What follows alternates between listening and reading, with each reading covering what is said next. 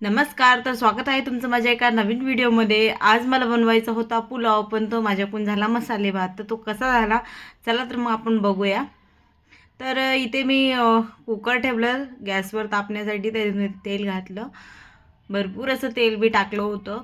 मला बनवायचा होता पुलाव त्यासाठी, पण तो वेगळंच काहीतरी होऊन बसलं माझ्याकडून. असो, पण चवीला तर खूप छान झाला होता.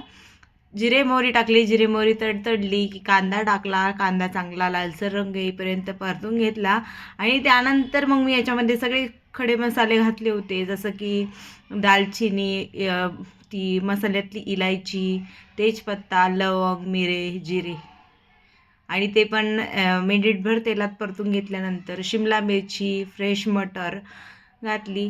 ते पण तेलामध्ये चांगले परतून घेतले आणि नंतर घातला अद्रक लसणाची पेस्ट.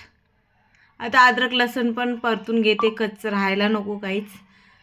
आता मी घालणार आहे सगळे सुके मसाले. सुके मसाल्यामध्ये घरगुती आपला जो मसाला बनवतो आपण, कांदा लसूण मसाला, तो, लाल मिरची पावडर आणि थोडीशी हळद, ती पण मिनिटभर परतून घेतल्यानंतर फ्लावर, बटाटा घातला. त्यानंतर टोमॅटो घातला.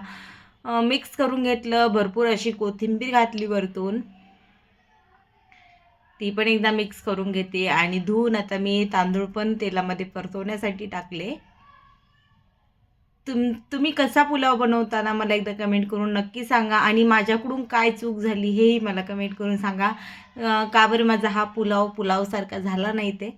तर तांदूळ पण मिक्स करून घेतल्यानंतर आता यात तांदूळ शिजण्या इतकेनं पाणी घालायचं. म्हणजे मी घातलं होतं 1 ग्लास तांदळाच्या पुलावासाठी 1.5 ग्लास इतकं पाणी घातलं होतं. ना आमच्या इथं ना यामध्ये ना शेंगदाणे खूप आवडतात, त्यामुळे शेंगदाणे घातले. थोडेसे चवीनुसार मीठ घातलं. परत एकदा मिक्स करून दिलं.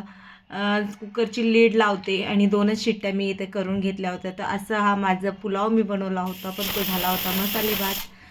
व्हिडिओ आवडल्यास व्हिडिओला लाईक करा, शेअर करा, चॅनलला सबस्क्राईब करा आणि व्हिडिओ कसा वाटला ते मला कमेंट करून एकदा नक्की सांगा.